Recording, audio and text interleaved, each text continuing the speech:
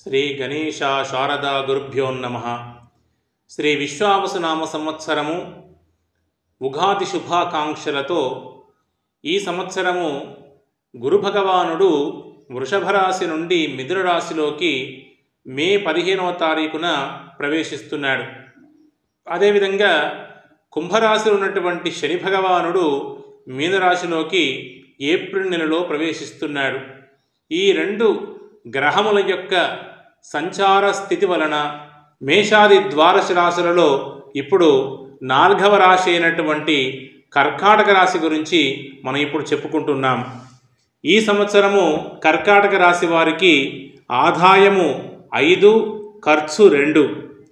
ఈ కర్కాటక రాశి వారికి 9వ ఇంట శని ఉండటం వల్ల అన్ని రంగాల వారికి మంచి కలుగుతుంది. శుభకార్యాలకు ప్రయత్నాలు సాగిస్తారు, అవి విజయం కలుగుతాయి. ఇంటియందు వివాహాలు శుభకార్యాలు చేయుట, బంధుమిత్రుల కలయిక, శుభకార్యాల వల్ల అధిక ధనం ఖర్చు అవుట, బంధుత్వాలు బలపడతాయి. వ్యవహారాలలో తీరిక ఉండదు. మీ పిల్లలకు ఉద్యోగ అవకాశం లభిస్తుంది. చేయు పనులు హడావుడిగా సాగుతాయి. కొత్త వ్యాపారమందు అభివృద్ధి, వాహన యోగము, వస్త్రప్రాప్తి, విద్యార్థులకు ఆశించిన ర్యాంకు రాకపోవుట, క్రయ విక్రయమందు లాభములు, లాటరీ లాభములు, ఖరీదైన వస్తువులు కొనుట, రైతులకు పంటలు అధికముగా పండుట, లాయర్లకు డాక్టర్లకు మంచి అనుకూలము. కొన్ని స్థిరాస్తులు ఏర్పరచుకుంటారు. ఉద్యోగంలో మార్పు, సమాజమందు గౌరవము, కీర్తి ఉంటుంది. సహోదరి సహోదర వర్గానికి చెందిన బాధ్యతలు మీ మీద పడతాయి. శ్రమకు తగ్గ ఫలితము ఉంటుంది.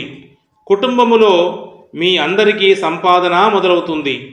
రాజకీయమందు కోర్టుల యందు జయం కలుగుతుంది. ఉన్నంతలో విలాసవంతమైన జీవితం గడుపుతారు. అందరినీ కలుపుకొని సమిష్టి ప్రయోజనాల కోసం మీరు చేసే ప్రయత్నాలు ఫలిస్తాయి. మిత్రుల సహకారం లభిస్తుంది. వ్యవసాయదారులకు శ్రమకు తగ్గ ఫలితం ఉంటుంది. మనస్సునందు సంతోషము, భార్యాపుత్రులతో కలిసి తీర్థయాత్రలు, విదేశీ ప్రయాణాలు చేస్తారు. దాన ధర్మములు చేయుట, బ్యాంకు రుణాలు వచ్చుట, అనుకున్న పనులు విజయవంతమగుట, మాతా పితృభక్తి, దేవతా పూజలు సల్పుట అన్ని విధాల అనుకూలదాయకం. మీ సంకల్పం సిద్ధిస్తుంది. చేయు పనులు మంచి ఓర్పుతో చేస్తారు. కొత్త పనులు చేయుట యందు ఆసక్తి కలిగి పనుల యందు శ్రద్ధ వహిస్తారు. గురువు ఈ యొక్క కర్కాటక రాశి వారికి 12వ ఇంట గురు సంచారం వల్ల విద్యయందు ఆటంకాలు, పరిచయం లేని వారితో జాగ్రత్త అవసరము, ఎక్కువ ప్రయాణములు చేయుట, ఎదుటివారిని తక్కువ అంచనా వేయవద్దు, చేయు పనుల యందు ఏదో ఒక రకమైనటువంటి టెన్షన్ పడుట, మితిమీరినటువంటి ఆత్మవిశ్వాసం వల్ల నష్టపోయే అవకాశం ఎక్కువగా ఉంటుంది. అకారణమైనటువంటి కలహములు తెలియక చేయు పనులకు అపనిందలు పొందుట, ధనం ఏదో ఒక రకమైన ఖర్చు అగుట, చిల్లర తగాదాలు ఏర్పడుట, మీరు నమ్మిన వారు దూరం అగుట, ఓపిక బాగా అవసరం ఉంటుంది.